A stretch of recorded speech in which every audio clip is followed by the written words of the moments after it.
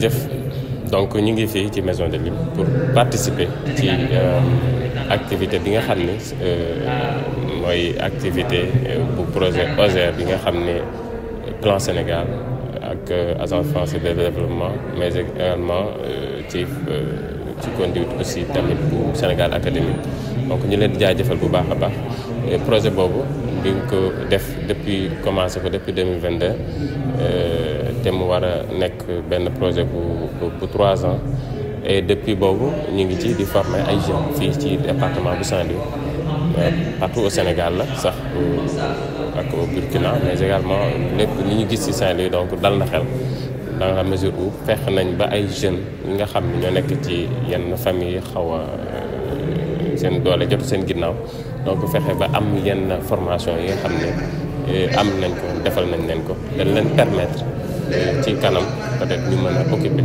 yenn postes yi wala ñu mën a insérer wu ci yenn entreprise wala yenn service donc loolu ak dina am solo bu baax ndax ku bëgg nekk dara wala liggéey ci yenn béréb yi faw nga am benn compétence benn xam-xam bi nga xam ne dañ la permettre nga def loolu donc loolu dañ ciy jaajëfal bu baax a baax initiateurs yi ak organisateurs yi ak aussi ñi nga xam ne ñoom ñoo leen jàppale boobu.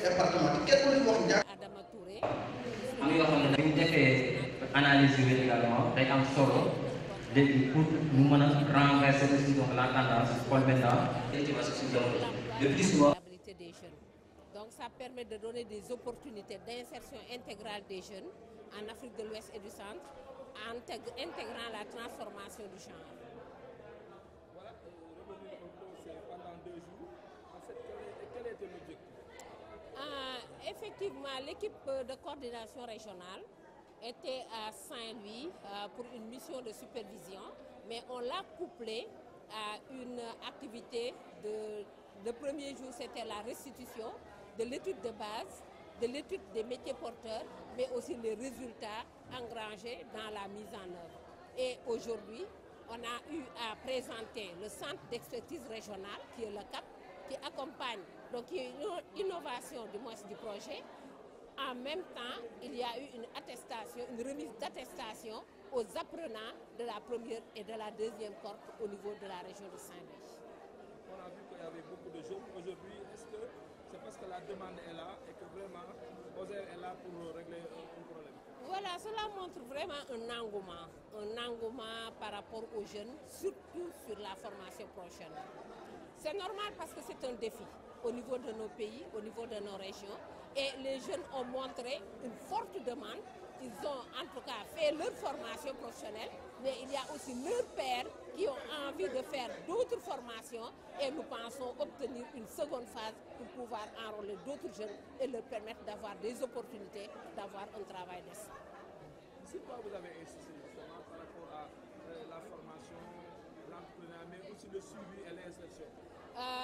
On voit toujours, on parle d'emploi, surtout au Sénégal, par rapport à ce slogan, on voit qu'il y a beaucoup d'efforts qui ont été faits, mais on ne voit pas concrètement les résultats. Dans le cadre de ce projet, on a dit qu'il va falloir qu'on innove.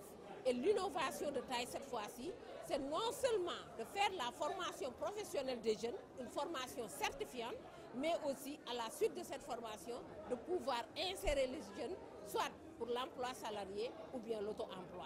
Et on est dans cette dynamique parce que beaucoup de jeunes sont en stage au niveau des entreprises de la localité, mais d'autres ont été constitués en GIE pour pouvoir quand même bénéficier de financement avec les institutions de microfinance ou bien recevoir des kits du projet pour démarrer leur propre entreprise. Peut-être le message à l'endroit des autres jeunes, parce que la demande est là. Oui, on dit qu'à Saint-Louis a montré un fort caractère de ce volet emploi des jeunes et employabilité. Et grâce à Sénégal Académie, qui a été le partenaire de mise en œuvre du projet au niveau de Saint-Louis, mais qui n'a ménagé aucun effort pour la réussite de cette formation. Il avait reçu un quota de 400 jeunes à former. Il a formé tous les 400 et il a commencé à insérer. Et l'objectif final du projet, pour rappel, c'était l'insertion des jeunes au niveau des entreprises ou bien le constituer en GIE pour qu'ils puissent entreprendre. Il est en train de réussir ce challenge. Maintenant, nous lançons un appel aux autres jeunes qui aimeraient suivre une formation. Et ce n'est pas n'importe quel jeune, ce sont les plus vulnérables dans les communes de Gandon, Fass, Gandiol, mais aussi le quartier de Pikine, pour que les formations puissent se faire et que les jeunes puissent trouver des opportunités d'insertion intégrale.